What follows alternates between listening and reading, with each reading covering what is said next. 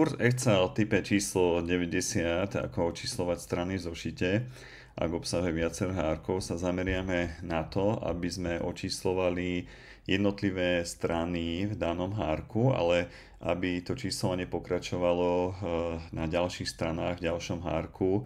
Čiže v našom prípade máme 3 hárky.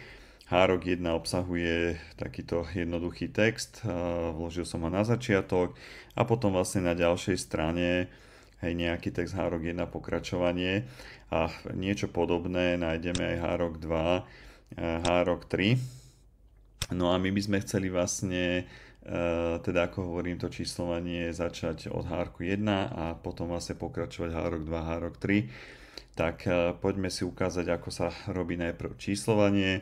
Číslovanie môžeme v podstate viacerými spôsobmi urobiť. Je to vlastne záležitosť hlavičky a päty. Buď môžeme prejsť do karty zobraziť a nájdeme rozloženie strany. A to rozloženie strany je v podstate aj taká malá ikonka vpravo dole, ako máme túto lupu plus minus na priblíženie oddialenie, tak máme rozloženie strany, čiže stačí kliknúť aj sem, prípadne dá sa aj cez súbor tlačiť nastavenie strany, nastaviť hlavička a päta, ale ja to robím týmto spôsobom, čiže prepol som sa do režimu, kde vidím trošku ináč zobrazený ten hárok.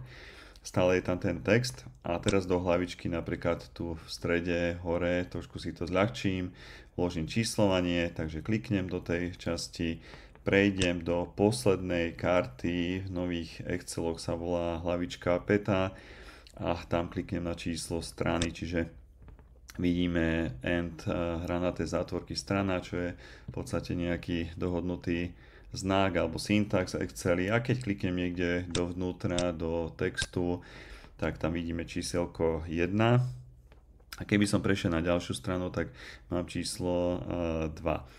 No a niečo takéto musíme spraviť v podstate na všetkých hárkoch, ktoré chceme tiež číslovať, aj rad za radom. Takže prejdem do hárok 2, znovu môžem teda dole na spodu prejsť do rozloženie strany, prípadne zobraziť a rozloženie strany. Opäť kliknem do hlavičky, posledná karta, hlavička päta a číslo strany. Znovu teda kliknem do stredu, aby som videl čísielko tam máme.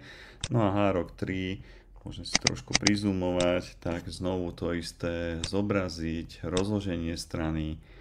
Prejdem do hlavičky, posledná karta, hlavička päta a číslo strany. Opäť kliknem niekde do stredu, aby som teda to číslovanie videl. No, keď prejdem teraz do súbor a tlačiť, poďme sa na to pozrieť, tak v pravej časti vidím teda ukážku hárka toho aktuálneho, v ktorom som, tak v mojom prípade je to vlastne hárok 1, ktorý má dve strany a vidím tam 1, 2. No a teraz vlastne spravím iba tú vec, že v časti nastavenia namiesto tlačiť aktívne hárky vytlačiť, alebo zvolím vytlačiť celý zošit. No a vidím dole na spodu, že sú to 4 strany, pretože hárok 1 má 2 strany, hárok 2 jednu stranu, hárok 3 tiež jednu stranu, tak môžeme vidieť, že pekne to číslo je 1, 2, 3, 4. Takže o toto išlo v tomto type. Môžem ešte jednu vec spraviť alebo ukázať, že keď chceme z rozloženia strany odísť, tak vždy odporúčam kliknúť niekde do stredu toho hárka a dole na spodu zvoliť prvú ikonku, čiže normálne zobrazenie, prípadne cez zobraziť a normálne, teraz to vidíme. A to isté je pre hárok 2. Pretože ak budete hlavičke, napríklad takto, ako som klikol, tak si všimnite, že v tej karte zobraziť normálne zobrazenie je sivou, je také vyšednuté. Nedá sa do toho klikať, rovnako sa nedá klikať ani tu. Čiže preto odporúčam klikať niekde dovnútra. A teraz môžeme ísť na normálne zobrazenie aj dole na spodu. A znovu to zopakujem na hárok 3, v hárku 3.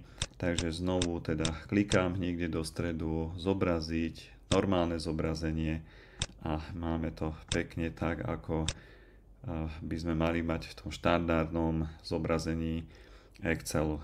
No a ja ďakujem za pozornosť a prajem príjemný deň.